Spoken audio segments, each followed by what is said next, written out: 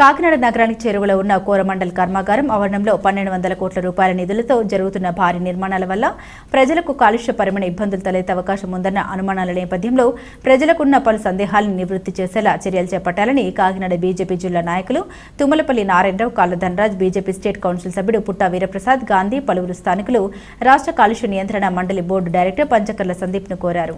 ఈ మేరకు గురువారం విజయవాడలోని ఆయన కార్యాలయంలో కలిసి వినతి పత్రం అందించారు. గత వైసీపీ ప్రభుత్వ హయాంలో కోరమండల్ కర్మాగారంలో ఈ నిర్మాణానికి అనుమతులు ఇచ్చారని, పర్యావరణ పరిరక్షణకు పెద్దపీట వేయాల్సిన సమయంలో ఈ నిర్మాణాలు జరగడం వల్ల ప్రజలు కాలుష్యం బారిన పడే ప్రమాదం ఉందని ఆయనకు వివరించారు.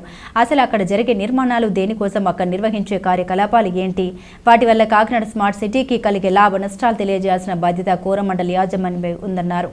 ఇప్పటికే 2 ప్లాంట్లు ఉన్నాయని, ఆ ప్లాంట్లకు కోరమండలున్న గ్రీన్ బెల్ట్ స్థలాన్ని తాజాగా 3 ప్లాంట్ నిర్మాణానికి వినియోగిస్తున్నారని సందేహాలు వ్యక్తమవుతున్నాయని, వాటిపై విచారణ జరిపించాలని కోరారు. ప్రజా అభిప్రాయ సేకరణ ఎలా జరిగింది, మెజార్టీ పీపుల్ ఏ మేరకు ఈ ప్లాన్ నిర్మాణానికి ఆమోదం ఎలా తెలిపారనే విషయంపై కూలంకషంగా వివరాలు సేకరించాలని విన్నవించారు. అలాగే అక్కడ ఉన్న 3 ప్లాంట్లతో ప్రజలకు వాయు కాలుష్యం భారీగా వెలువడే సూచన ఉన్నాయని, అక్కడ జరిగే నిర్మాణాలు కాలుష్య నియంత్రణ మండలి నియమ నిబంధనలకు లోబడి జరుగుతున్నాయా లేదా వంటి విషయాలపై కూటమి ప్రభుత్వ పెద్దలు విచారణ చేపట్టాలని వినతి పత్రంలో పేర్కొన్నారు.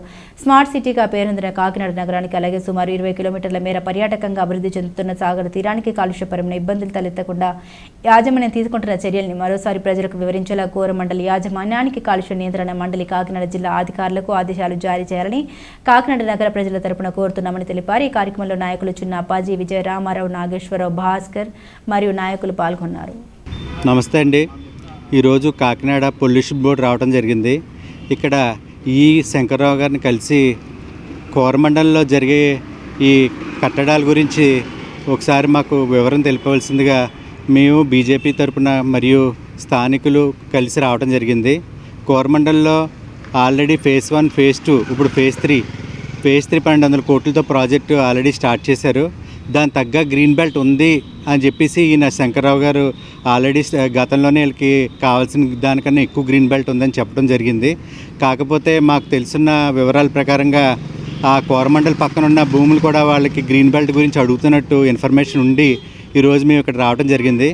ఆల్రెడీ గతంలో మేము pollution board director Panchakarla Sandeep గారికి ఇదే వినతి పత్రం పట్టుకెళ్ళి మాకు పొల్యూషన్ ఈ కోరమండల్లో కట్టే ఈ పెద్ద ప్రాజెక్టు వల్ల రాబోయే రోజుల్లో వచ్చే పొల్యూషన్ గురించి మాకు కొంచెం భయాందోళనకరంగా ఉంది అని చెప్పేసి స్థానికులు మేము వెళ్ళి కలవటం జరిగింది.